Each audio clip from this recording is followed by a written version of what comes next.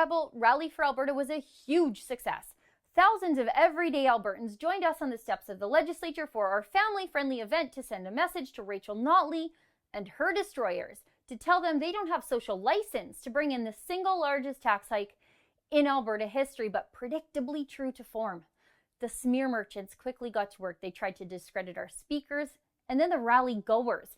The NDP even had a staffer from the Climate Change Office planted in the crowd, tweeting out lies that the mainstream media quickly picked up on and ran with as absolute fact, because of course they did. That's how the mainstream media treats conservatives, in a sea of new media, in a crowd filled with cameras and cell phones live streaming an event. The mainstream media instead chose to run with lies fed to them by NDP staffers. It's pathological.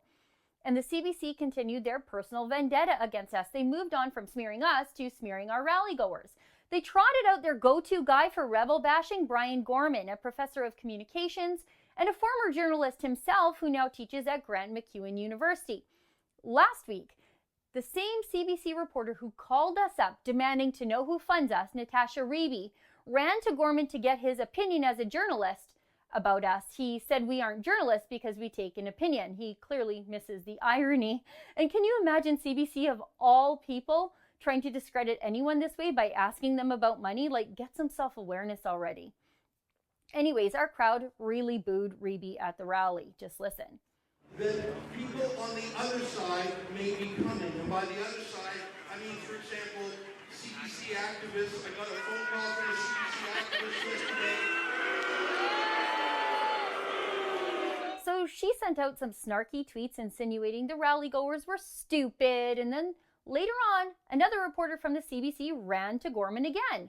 You see, CBC is using their taxpayer-funded platform to avenge themselves against us and all those icky people on the steps of the legislature who booed them. It's really quite gross when you think of it. The CBC listened to the speeches of unemployed oilmen and struggling farmers and then went to work to malign them. It's disgusting.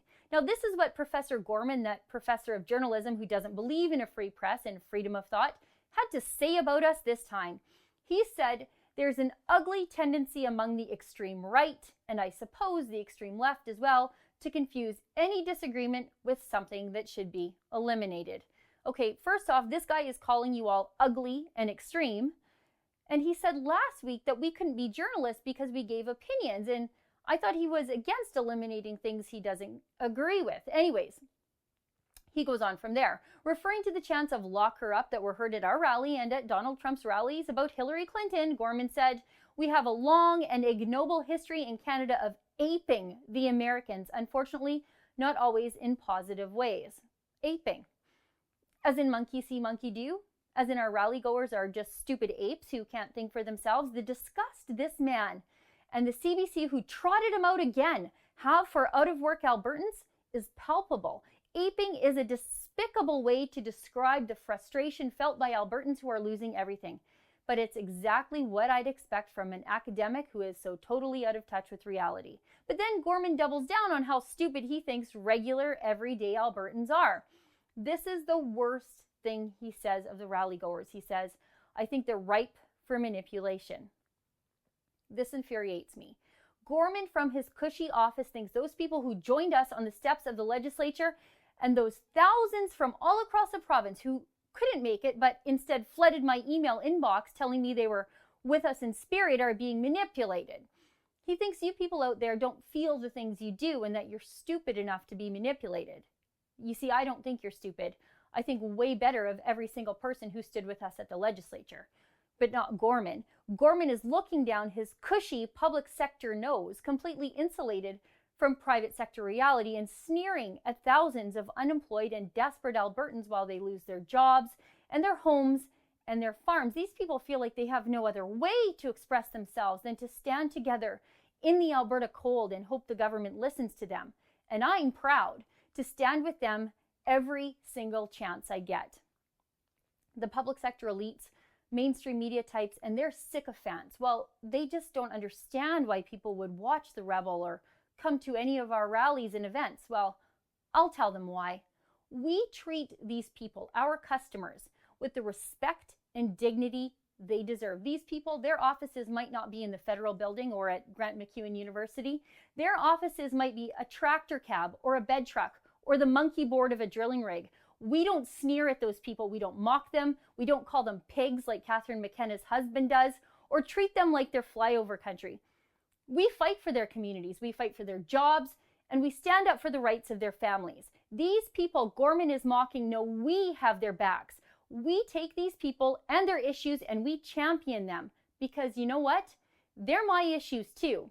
This sickening CBC article is why the mainstream media is dying a well-deserved death. No one trusts them. And who wants to pay for someone else to insult them? It's just bad business. That is, if CBC had to follow a business model, instead they just get their money from the pockets of the people they sneer at. And you know what else? We can all see this for what it really is. The CBC and the rest of the media are just trying to change the focus. They're trying to change the channel here and avoid talking about why those people went to our rally.